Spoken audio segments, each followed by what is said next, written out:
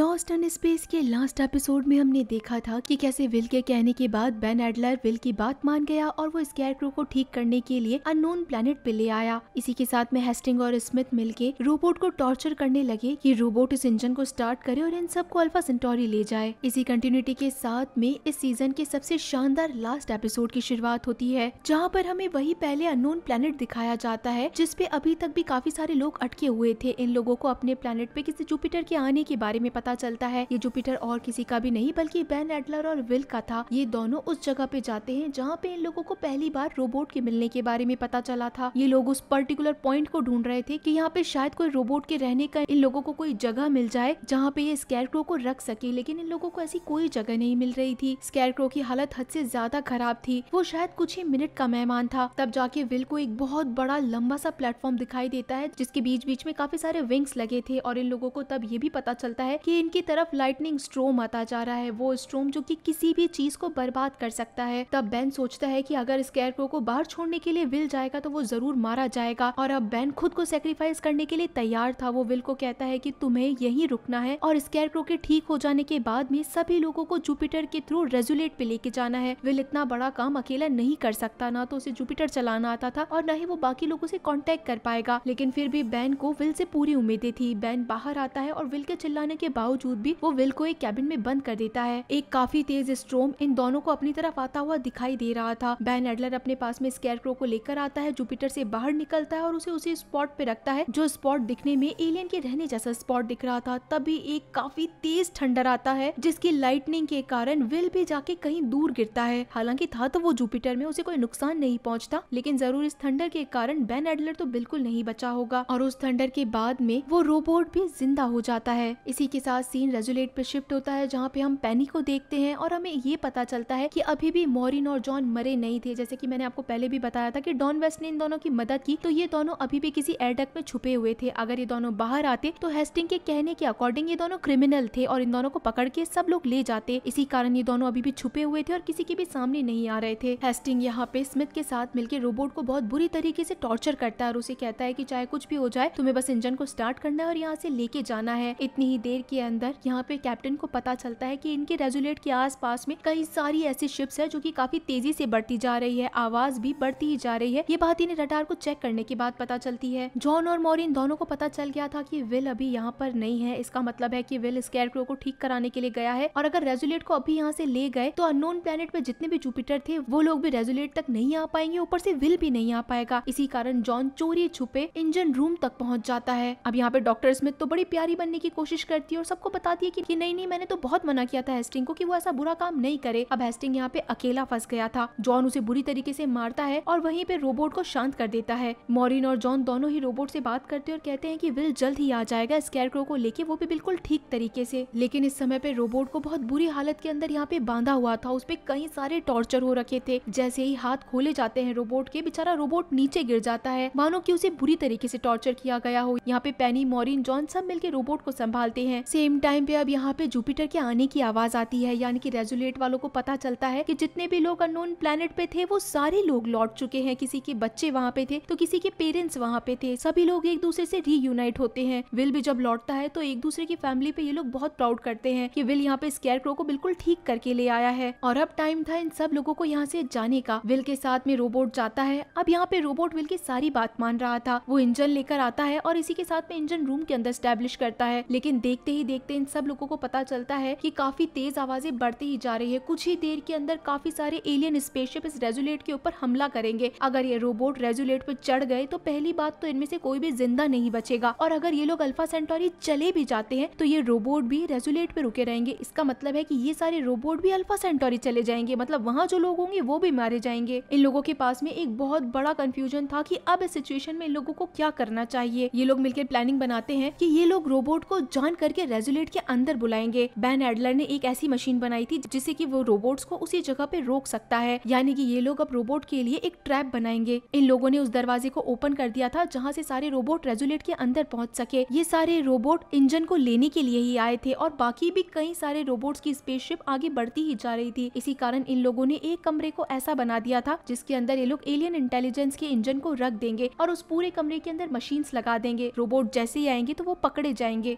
सब लोग मिलके काम करना शुरू करते हैं। देखते ही देखते रोबोट्स की स्पीड बढ़ जाती है और वो उस कमरे तक पहुंच जाते हैं जहाँ पे इंजन रखा हुआ था। सेम टाइम पे मॉरिन बटन प्रेस कर देती है और इस चीज के लिए डॉन वेस्ट को भी उसी कमरे में बिठा के रखा गया था कि जब रोबोट आएंगे तो पीछे के दरवाजे को डॉन वेस्ट को बंद करना था। रोबोट्स के आते ही मॉरिन मशीन्स को स्टार्ट कर देती है और सारे रोबोट सिर्फ एक जगह पे ट्रैप हो जाते हैं। जितने भी रोबोट थे ये पूरे नहीं थे, बल्कि और टीम्स आनी बाकी थी। अब या तो इन लोगों को रेजुलेट के इस हिस्से को डिस्ट्रॉय करना पड़ेगा, या फिर ये लोग अपने इंजन को छोड़ दे, या फिर ये सारे लोग अल्फा सेंटोरी चले जाएं। इतने सारे ऑप्शंस इन लोगों के पास में थे। तब यहाँ पे जूडी अपने आइडिया को बताना शुरू करती है कि टोटल जो एक जुपिटर के अंदर जितने बच्चे जा सकते हैं और उनके वेट कैलकुलेशन के अकॉर्डिंग एक जुपिटर को यहाँ से भेज देना चाहिए जिसमें सारे के सारे बच्चे हों, क्योंकि इन लोगों के पास में सिर्फ एक एलियन इंटेलिजेंस का इंजन था। अगर वो इंजन बच्चों को यहाँ से ले जाएगा तो सारे बच्चे बच जाएंगे। ऊपर से रेजुलेट को उड़ा दिया जाएगा जिसके अंदर जितने भी रोबोट थे, और उसके बाद में यहाँ जितने भी लोग बचेंगे उन सबको वापस से अननोन प्लेनेट भेज दिया जाएगा। जब बच्चे अल्फा सेंटोरी जाएंगे तो वहाँ से मदद भेजेंगे। लेकिन अभी के लिए सबसे इम्पोर्टेंट चीज ये है कि बच्चों को यहाँ से निकाला जाए और उस एक इंजन का इस्तेमाल किया जाए। पेनी इस चीज के लिए साफ मना कर देती है कि अगर हम जाएंगे तो सबके साथ जाएंगे, नहीं तो किसी के साथ नहीं जाएंगे। विल भी रोने लगता है कि वो आखिर इस जगह से ऐसे कैसे जा सकता है, लेकिन सबको समझाया जाता है क्योंकि सिर्फ और सिर्फ यही एक ऑप्शन था। दूसरे ऑप्शन के बारे में किसी को कुछ समझ में नहीं आ रहा था। इस पूरे रेजुलेट को ब्लास्ट करने के लिए आखिर में जॉन और मॉरिन रुकने वाले थे। ऊपर से ये अपने बच्चों से कैसे अलग होते ये अभी तक इमेजिन भी नहीं कर पा रहे थे। इसी के साथ में एक जुपिटर को तैयार किया जाना था। एक तरफ तो सारे रोबोट एक कमरे में रुके हुए थे, वहीं दूसरी तरफ एक जुपिटर के अंदर काफी सारे सिस्टम्स डाले जा रहे थे। उसी टाइम पे डॉक्टर स्मिथ भी यहाँ पे थी, जो कि एक बार फिर से रोबोट से कनेक्शन स्टैब्लिश करने के बारे में सोचती है कि कुछ भी हो जाए स्मिथ को अपनी जान बचानी थी। लेकिन इस बार स्मिथ अपने कमरे से बाहर आ जाती है। अब या तो उसे रोबोट ने कुछ कहा या फिर स्मिथ ने बच्चों के लिए सेक्रीफाइस किया, ये बात तो गाइज इस समय क्लियर नहीं की गई थी। हम देखते हैं कि सारे बच्चे अपने अपने पेरेंट्स से रोते हुए अलग हो रहे थे। अब कोई भी पेरेंट्स अपने बच्चों को सेफ चाहता है, इसी कारण कोई भी पेरेंट्स जिद नहीं करता जाने का, और सारे 18 साल से कम बच्चों को एक लाइन में खड़ा करके जुपिटर में भेजा जा रहा था। ये बच्चे टोटल 97 थे। गाइस जैसा कि मैंने आपको पहले भी बताया था कि डॉन वेस्ट की लास्ट सीजन के अंदर जूडी से ज्यादा कनेक्टिविटी थी, लेकिन इस सीजन के अंदर डॉन वेस्ट की दोस्ती पेनी से दिखाई गई है। जाते वक्त डॉन वेस्ट इन बच्चों को बाय करने के लिए आता है, लेकिन पेनी जाते हुए डॉन वेस्ट को एक बार गले से लगा लेती है। यहाँ से सारे फैमिली मेंबर एक दूसरे को गुड बाय करने ही वाले थे, तब इन लोगों को याद आता है कि आखिर यहाँ पे इतने सारे बच्चे बिना लीडर के कैसे जाएंगे। अगर इन लोगों को जरूरत है तो किसी समझदार की जरूरत है। तब यहाँ पे जूडी को भेजा जाता है। जूडी मना करती है कि मैं 19 ईयर्स की हूँ, मैं इन बच्चों के साथ में नहीं जाऊंगी। तब जॉन और मॉरिन दोनों समझाते हैं कि इतने सारे बच्चे किसी समझदार के हाथ में जाए तो ही ठीक रहेगा। जूडी ऐसी थी जिसे जुपिटर रन करना आता था, और अब काफी समझाने के बाद जूडी को जुपिटर के अंदर जितने भी बच्चे थे उन सबका लीडर बना के भेज दिया जाता है। सारे बच्चों का जब जुपिटर पैक हो चुका था तो बाकी सारे लोग जितने भी थे वो अलग अलग जुपिटर लेके अननोन प्लेनेट की तरफ जाने वाले थे। दूसरी तरफ जॉन और मॉरिन को इस पूरे रेजुलेट को ब्लास्ट करना था, लेकिन एक प्रॉब्लम और थी। जो मशीन अब तक इन सारे रोबोट्स को रोक रही थी, उस मशीन से पता चलता है कि ये रोबोट धीरे धीरे करके अपने हाथ के अंदर एक्टिविटी ला रहे हैं और इतना पास आ चुके हैं कि तारों को काटने वाले हैं। अगर ये तार कट गए और ये रोबोट्स बाहर आ गए तो ये अपना इंजन ले जाएंगे। अब किसी न किसी को तो अंदर जाना था और उन रोबोट से तारों को दूर करना था। तब ये काम करने के लिए हर कोई सोच रहा था कि कौन जाएगा कौन जाएगा। तब स्मिथ पहली बार आगे आती है और मॉरिन को बोलती है कि तुम्हें अभी कई सारे काम करने हैं, मैंने अपनी लाइफ में बहुत बुरे काम किए हैं, लेकिन इतना छोटा काम तो मैं कर ही सकती हूँ। स्मिथ को पता था कि दूसरी तरफ का दरवाजा खुला है, अगर कुछ भी हो जाएगा तो स्मिथ सीधी बाहर जाएगी और गलती से तार कट गए तो ये रोबोट सबसे पहले स्मिथ को ही मारेंगे। लेकिन फिर भी स्मिथ इन सारी चीजों को नहीं सोचती हुई अपना स्पेसशिप का सूट पहनती है और बाहर की तरफ चली जाती है। वो तारों को तो अलग कर लेती है, लेकिन स्मिथ को बाद में पता चलता है कि ऐसे कई सारे तार है जो कि ये रोबोट्स तक पहुंच चुके हैं। और एक मोमेंट के बाद ऐसा टाइम आता है कि एक रोबोट उन वायर्स को काट देता है, सारे रोबोट्स एक्टिव हो जाते हैं और उसी टाइम पे दरवाजा खुलने के कारण स्मिथ भी स्पेस के अंदर चली जाती है। यानी कि स्मिथ ने खुद का सेक्रीफाइस किया और वो वहीं पे मर जाती है। यहाँ पे मॉरिन को काफी टेंशन हो रही थी कि बस कुछ भी करके जूडी यहाँ से टेक ऑफ कर ले। अगले 20 सेकंड्स के अंदर जब तक रोबोट पहुंच पाते उससे पहले पहले जूडी को उस जुपिटर को निकालना है। विल यहाँ पे अपने रोबोट से बात करता है कि कैसे उसे सारे बच्चों का ध्यान रखना है, बस उसे सारे बच्चों को अल्फा सेंटोरी ले जाना है, फिर हर एक चीज ठीक हो जाएगी। लेकिन यहाँ से निकलना इतना आसान नहीं था। देखते ही देखते यहाँ पे अब बाकी रोबोट्स पहुंच चुके थे। विल को लगा था कि इसके लिए बहुत आसान चीज होगी, जैसे वो खुद के रोबोट से कनेक्टेड है तो बाकी रोबोट्स भी उसकी बात मान जाएंगे, लेकिन ये उसकी सबसे बड़ी गलती थी। बाकी कोई भी रोबोट विल की बात नहीं मानता और विल के ऊपर एकदम से ये सारे रोबोट्स अटैक करने ही वाले थे कि इतनी देर के अंदर यहाँ स्कैरक्रो पहुंच जाता है जो कि इन सारे रोबोट्स को रोकने का काम करता है। विल बुरी तरीके से डर जाता है और अंदर आता है और जुपिटर का दरवाजा बंद करता है। जूडी यहाँ पे टेक ऑफ कर लेती है। ये लोग तो आगे की तरफ बढ़ते हैं, लेकिन पीछे से बेचारा स्केयरक्रो बचता है जो कि सारे रोबोट से बुरी तरीके से पिटता है। अभी अभी ठीक होके आया हुआ स्केयरक्रो इन रोबोट्स की मार के अंदर वहाँ पे खत्म हो जाता है। जूडी यहाँ पे जॉन और मॉरिन को इन्फॉर्म करती है कि ये लोग यहाँ से आगे की तरफ निकल गए हैं। अब जब ये लोग निकल गए हैं और बाकी जुपिटर्स भी धीरे धीरे करके निकलते जा रहे हैं, तो अब सिर्फ रेजोल्यूट को ब्लास्ट ही करना था ताकि जितने भी रोबोट यहाँ पर है वो सारे एक साथ में ही मारे जाएं। इसी के साथ हम एक सीन देखते हैं जिसके अंदर हेस्टिंग भी बैठा था। अब हेस्टिंग को यार जितना बुरा पहले करना था उसने कई बार बुरा किया है, लेकिन अब उसके पास कोई ऑप्शन नहीं है। इसी कारण वो भी चुपचाप खुद की जान बचाने के लिए बैठा था। इसी के साथ में अब कई सारे और स्पेसशिप भी रेजोल्यूट की तरफ बढ़ते हुए दिखाई दे रहे थे। तब यहाँ पे विल रोबोट को इंस्ट्रक्शन देता है कि कैसे उसे इस जुपिटर को टेलीपोर्ट करके अल्फा सेंटोरी तक ले जाना है। रोबोट अब ये सारी चीजें करना स्टार्ट करता है। यहीं दूसरी तरफ हम देखते हैं कि ब्लास्ट प्रोसीजर स्टार्ट हो चुका था। कई सारे जुपिटर निकल चुके थे, लेकिन लास्ट में सिर्फ और सिर्फ जॉन और मॉरिन ही बचते हैं। इन लोगों को रेजोल्यूट के उस हिस्से पे जाना है जिस हिस्से पे इन्हें कोई दूसरा जुपिटर मिल सकता है, लेकिन वो हिस्सा दौड़ के जाने में पूरा नहीं हो पाता क्योंकि उस हिस्से के अंदर रोबोट्स थे और देखते ही देखते रेजोल्यूट ब्लास्ट भी हो रहा था। और तब यहाँ पे एक जुपिटर लेके डॉन वेस्ट आता है, यानी कि आखिरी मोमेंट पे डॉन वेस्ट जॉन और मॉरिन दोनों को बचा लेता है। पीछे मुड़ने पे जब ये लोग देखते हैं तो इनका रेजोल्यूट बहुत बुरे ब्लास्ट के साथ में खत्म हो जाता है, लेकिन ये लोग इस समय पे खुश थे कि इन सब के बच्चे एक साथ में टेलीपोर्ट होकर अल्फा सेंटोरी तो पहुंच जाएंगे। अब इस समय पे जुपिटर को काफी सारे झटके भी लगने वाले थे। जूडी पीछे देखती है कि बच्चे डरे हुए हैं, किसी को कुछ नहीं पता क्योंकि सब अपने पेरेंट्स को छोड़कर आए हैं। इनके पास इनके पेरेंट्स लाइफ में कभी पहुंच भी पाएंगे या नहीं पहुंच पाएंगे। सारे बच्चों को अभी तक इतने सारे क्वेश्चंस थे। तब यहाँ पे रॉबिन्सन फैमिली के तीनों बच्चे आगे आते हैं। जूडी सबके पास आती है, सबको एक दूसरे का हाथ पकड़ने के लिए कहती है और कहती है कि हम लोगों के साथ जो भी होगा बहुत अच्छा होगा। मैं आप लोगों की लीडर हूँ और आप लोगों को बिल्कुल सही तरीके से रखूंगी। हमारे पास एक रोबोट है और हमारे पास एक इंजन है जो कि हमें हमारे सही डायरेक्शन तक ले जाएगा। जिसके बाद अब रोबोट का काम पूरा हो चुका था। अल्फा सेंटोरी जैसा कि रोबोट को बताया गया था, रोबोट के हिसाब से वो जुपिटर को सही जगह पे लाया था, लेकिन वो जगह अल्फा सेंटोरी जैसी नहीं दिख रही थी। तब विल यहाँ पे रोबोट से पूछता है कि आखिर तुम हमें कहाँ पर ले आए हो, लेकिन रोबोट के पास में भी कोई आंसर नहीं था क्योंकि वो तो टेलीपोर्ट करके सही जगह पे लाया था। इनके सामने जो प्लेनेट था वो बुरी तरीके से डिस्ट्रॉय हो रखा था। उस प्लेनेट के अंदर कुछ भी जिंदा नहीं बचा था, वो अल्फा सेंटोरी जैसा दिख भी नहीं रहा था। तब बार बार में सारे लोग रोबोट से यही पूछ रहे थे कि आखिर तुम हमें कहाँ ले आए हो, क्या तुमसे कोई गलती हो गई है, हमें अल्फा सेंटोरी लेके चलो। जिसके बाद इन लोगों को एक बहुत बड़ी स्पेसशिप दिखाई देती है जिसका नाम फॉर्चूना था। जब पूछा जाता है कि आखिर ये क्या चीज है, तब जूडी को बिलीव नहीं होता कि आखिर उसके सामने ये क्या चीज है, क्योंकि 20 साल पहले एक स्पेसशिप गायब हुई थी और वो स्पेसशिप जूडी के फादर की थी, वो भी उसके बायोलॉजिकल रियल फादर की। 20 साल तक उनका कुछ पता नहीं चला क्योंकि वो शिप स्पेस में कहीं गायब हो गई थी और वो शिप आज इन लोगों के सामने है, वो भी एक ब्लास्ट प्लेनेट के सामने। और इसी के साथ गाइस काफी सारे क्वेश्चनों के साथ ये शानदार सीजन यहीं पे खत्म होता है। तो क्या ये सारे बच्चे सही जगह पे पहुंचे हैं? क्या अल्फा सेंटोरी ही बर्बाद हो गया है, खत्म हो गया है? क्या जूडी के फादर जिंदा है? इतने सारे क्वेश्चंस का आंसर तो गाइस हमें नेक्स्ट सीजन में ही मिल पाएगा। तो चलिए फिर मिलते हैं आप सभी लोगों से इसी सीरीज के लास्ट सीजन में। तब तक के लिए टाटा।